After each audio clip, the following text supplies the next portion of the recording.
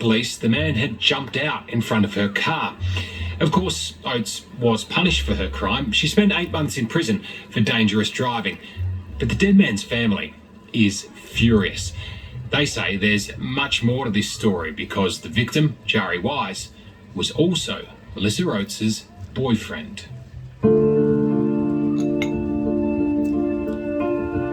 In the small Tasmanian town of Huonville, the peace and charm has been shattered by a tragedy that has divided the community. It starts with an horrific car crash. Melissa Oates is angry, drunk and speeding when she ploughs into her boyfriend, Jari Wise, and leaves him to die on a roadside. But in a court case clouded by dubious facts, she claims his death was his own fault, that he had jumped out in front of her. Not surprisingly, Jari's family says that's all a lie and are demanding action to set the record straight. I just can't understand why the justice system has failed my child. Tonight, we've obtained the secret police brief of evidence, as well as never-before-seen CCTV footage.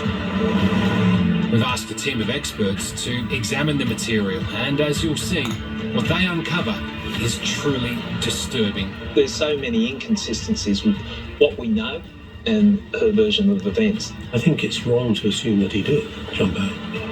And now, as new information comes to light, there's a growing push for an inquest into how and why this woman killed the man she supposedly loved. With everything that this family has gone through and everything that is known about this case, a coronial inquest is justified.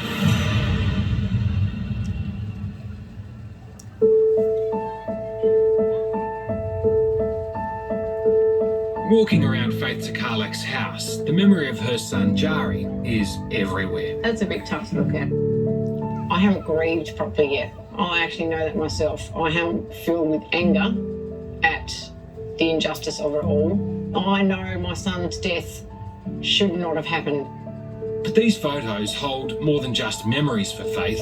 They've become the motivation to keep fighting for what she says is the truth of what really happened the night her 26-year-old son was killed. How often do you find yourself thinking about what happened that night? How often do I find myself not? That's the question. Every single minute I'm thinking about this.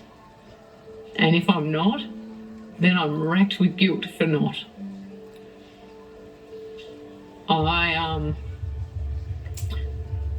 It's consumed me, and I know that it's unhealthy, but I cannot let go, and I will not let go of this. My son matters. Jari Wise and Melissa Oates were together for 4 years and had a baby girl. Initially I thought, this is brilliant. He's settled down with this woman and they're going to have this lovely little family life. He was doing really well at work. She was cooking meals at home. It was like, white picket fence, what he wanted. Their relationship seemed happy at the beginning, but over time, Faith noticed it becoming more and more toxic. No longer was seeing his friends, really. If he did go anywhere and see friends, she would turn up there and drag him home. They would go somewhere. Generally, there would be an argument of some sort because she's a very aggressive person. It sounds controlling. It is controlling. Like, she'd always be on his phone, or she controlled his phone.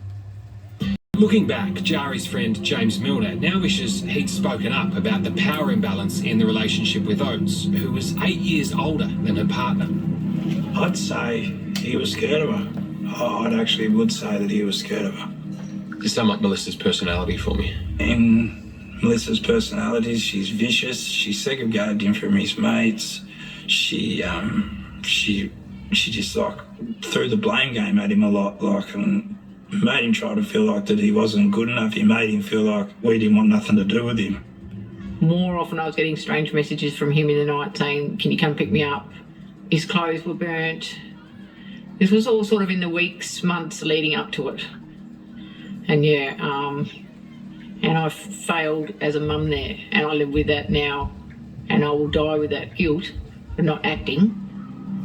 Here's a horrible reminder of a horrible night. 5 weeks before Jari's death, their relationship disintegrated even further when Oates pulled a knife on her partner and started cutting at his clothes.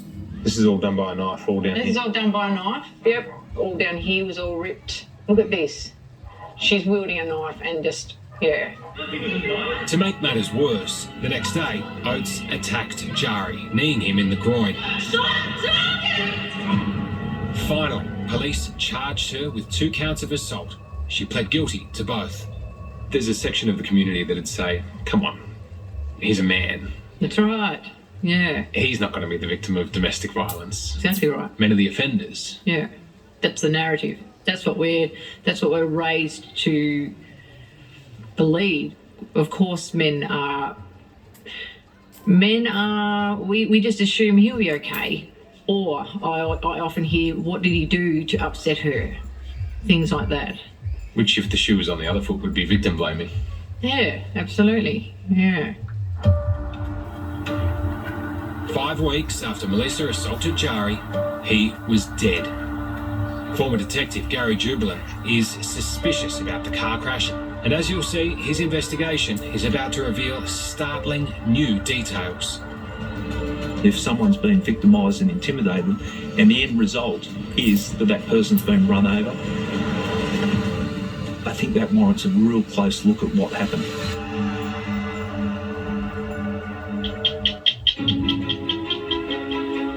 Faith Tikalix is fighting to discover exactly what happened the night her son Jari Wise was hit and killed by his girlfriend Melissa Oates.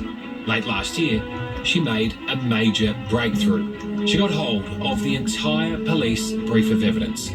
With nearly 50 statements, CCTV footage, phone records, a post-mortem and 500 photos, it was so extensive that it was difficult to decipher. So we brought in the experts, forensic pathologist Dr. Tony Thomas and former New South Wales Police Detective Gary Jubilant to comb over the hundreds of pages of evidence. I mean, we're fortunate to have so much of the evidence as well. I mean, particularly this really paints such a clear picture of what happened. Yeah, when I first started reading the brief, it's a person that you had an argument with, you accidentally run over and kill that person on the side of the road in a pure accident. It's a huge coincidence. The night Jari was killed started as a drinking session with his girlfriend and some of her mates.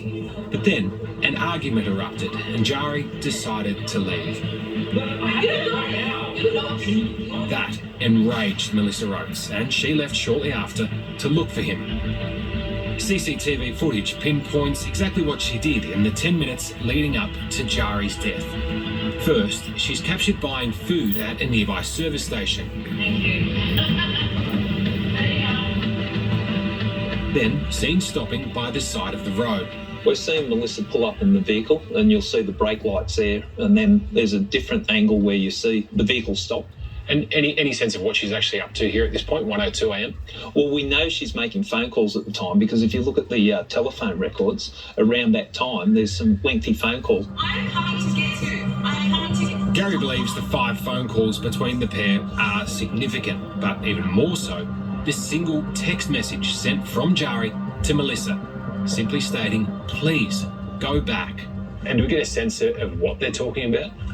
We know she left the party and there was an indication that she was looking for Jari, so one would assume that's a conversation along those lines.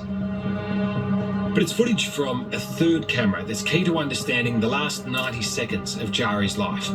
At first, Melissa Oates passes it at normal speed, but then she makes a U-turn and is seen heading back in the opposite direction, speeding wildly. It's been estimated by police that was 110 kilometres per hour. The likelihood is that Jari's walking along that road. We don't know whether Melissa's seen Jari, but to do a U-turn and basically double the speed. Driving at 110k an hour just doesn't seem to me consistent with the behaviour of someone who's trying to find someone. No, and if you're looking for someone, it's not the type of speed that you'd be travelling at.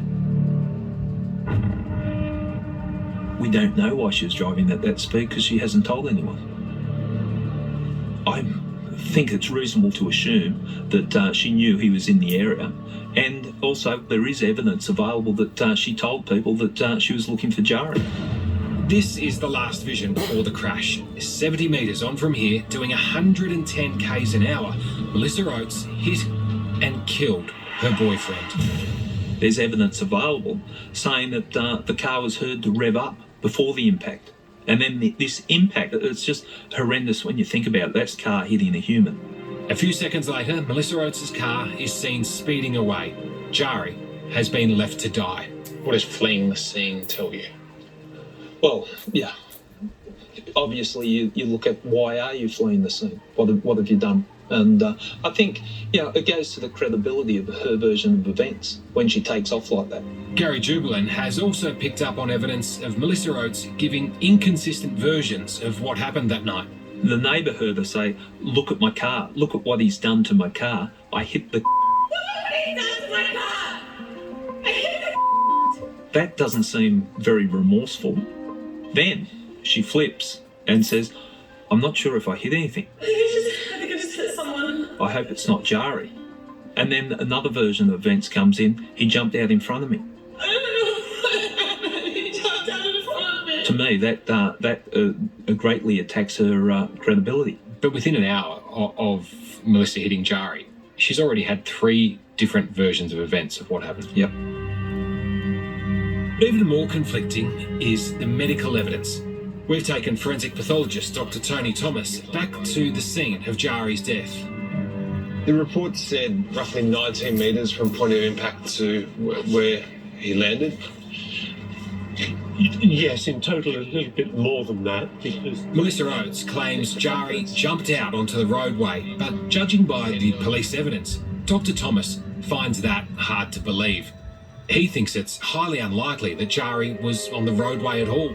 The court seemed to be told at times that Jari was in the middle of this roadway. From what you've seen, does that stack up?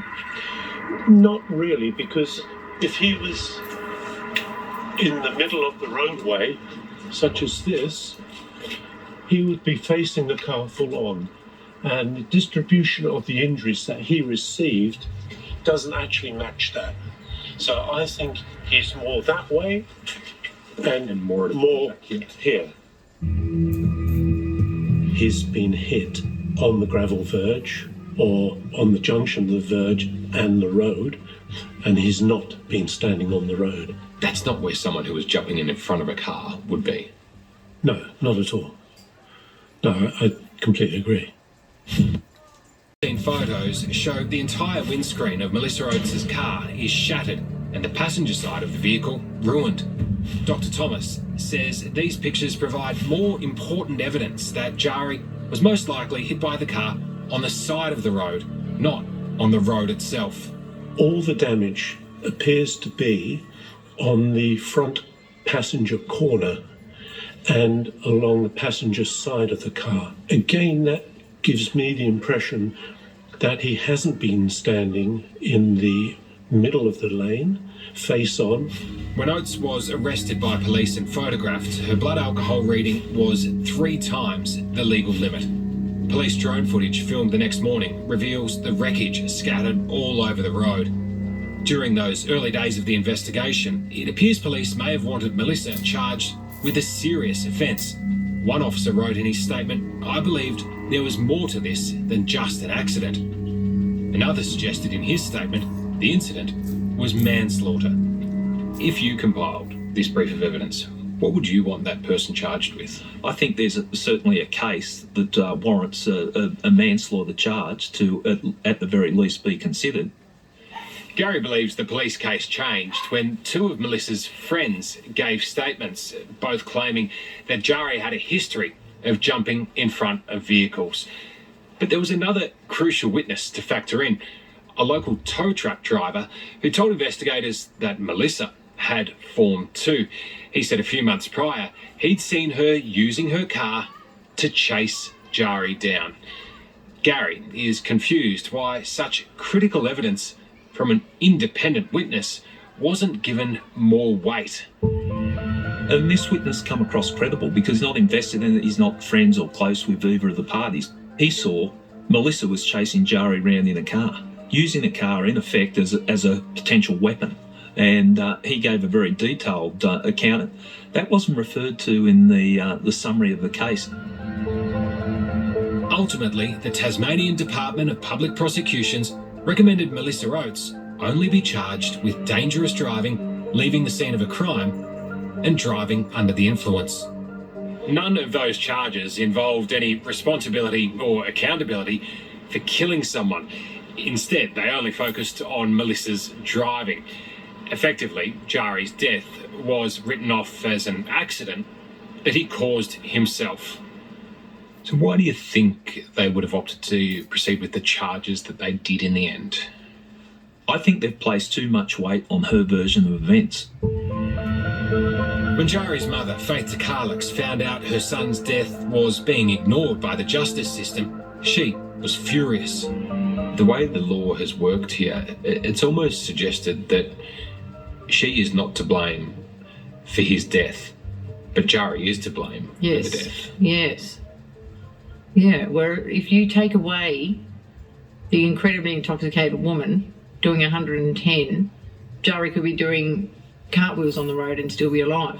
How does her dangerous driving and his death not go hand in hand? Obviously it caused his death. When you found out that she wasn't going to be charged with that higher offence, what did you think? Had my son run over a female and left her alone on the road to die, I wouldn't have to be reaching out to the world saying, where's the justice for my child? If Jari had killed her, there would have been candlelit vigils, there'd be a memorial, there'd be a park, there'd be a foundation set up. But that wasn't the worst of it for Faith. There was one more kick in the guts to come.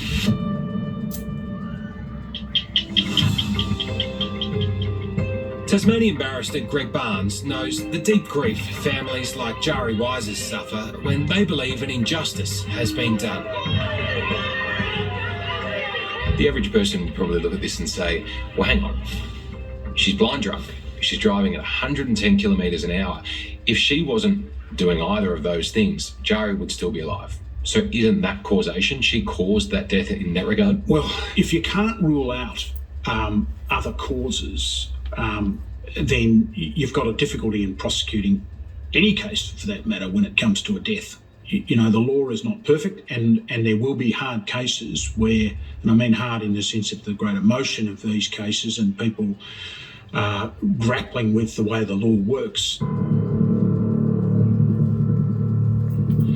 Because Melissa Oates pled guilty to the driving offences, there was never a trial over what happened that night, and she was never cross-examined on her version of events. She was sentenced to just 8 months behind bars.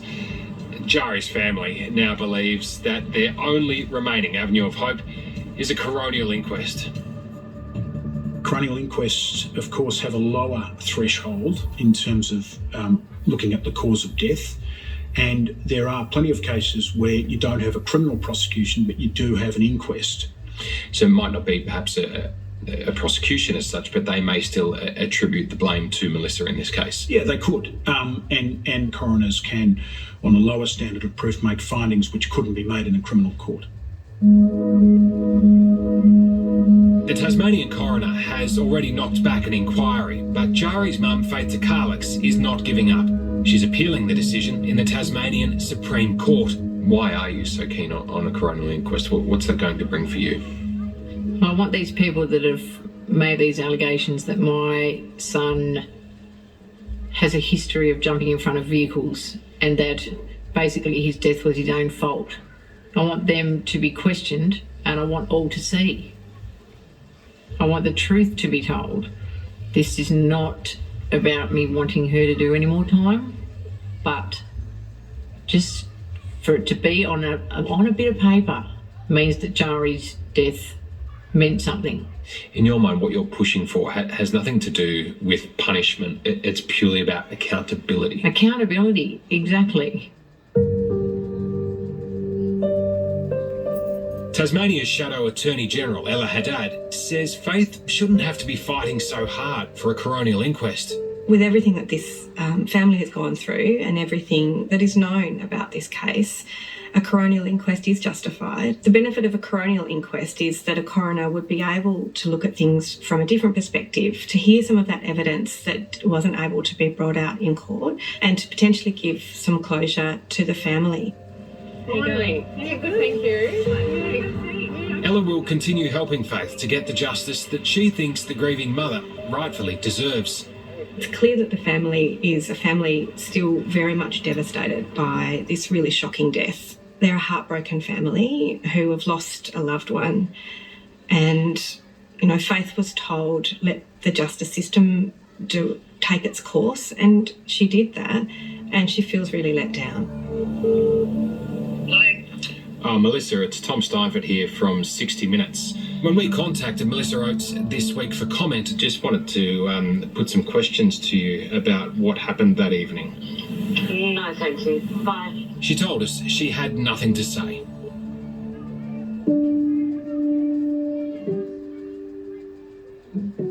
Faith Takalis is determined to keep battling the system and uncover what she believes is the truth surrounding Jari's death.